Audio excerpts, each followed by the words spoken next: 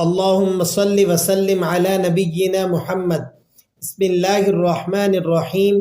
السلام علیکم ورحمۃ اللہ وبرکاتہ۔ محترم سامعین، امید کرتا ہوں تمام قرآن کریم سیکھنے والے خیرت و عافیت سے ہوں گے۔ قرآن کریم کی تلاوت کرتے ہوئے بہت ساری غلطیاں ہو جاتی ہیں۔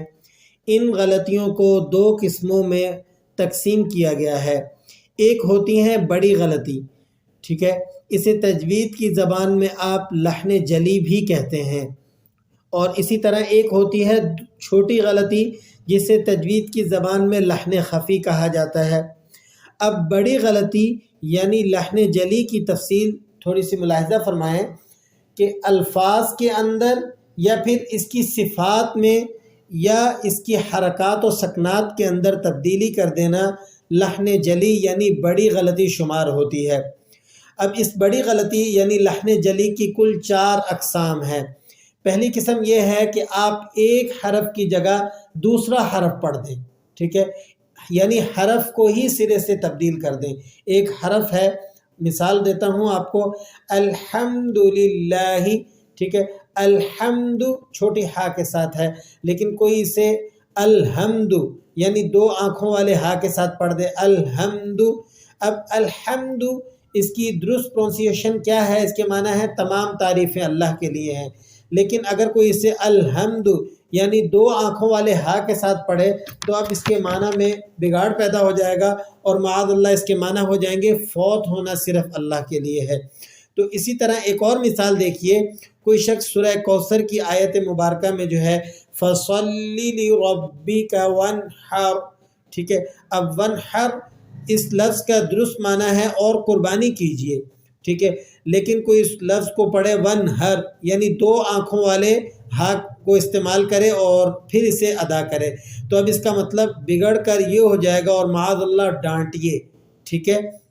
ایک تو دیکھ لیں اس قدر چھوٹی سی بے دہانی اور تھوڑا سا جو ہے انسان خیال نہ کرنے کی وجہ سے معانی کے اندر کتنا بڑا بگاڑ پیدا کر لیتا ہے اور کتنا سارا خلل آ جاتا ہے۔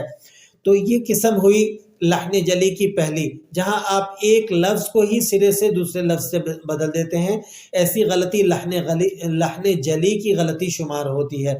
دوسری قسم کو دیکھ لیجئے، لحن جلی کی دوسری قسم ہے کہ آپ حرکات کو بڑھا کر پڑھیں، ٹھیک ہے، حرکات کو بڑھا کر پڑھ دینا بھی لحن جلی شمار ہوتا ہے، یعنی بڑی غلطی شمار ہوتا ہے۔ مثلا اہدی، اب اہدینا الصراط، اہدینا الصراط، اسے کوئی پڑھے اہدینا الصراط، دال کی جو زیر ہے اسے لمبا کر دے اور کس طرح سے ادا کرے، اہدینا الصراط۔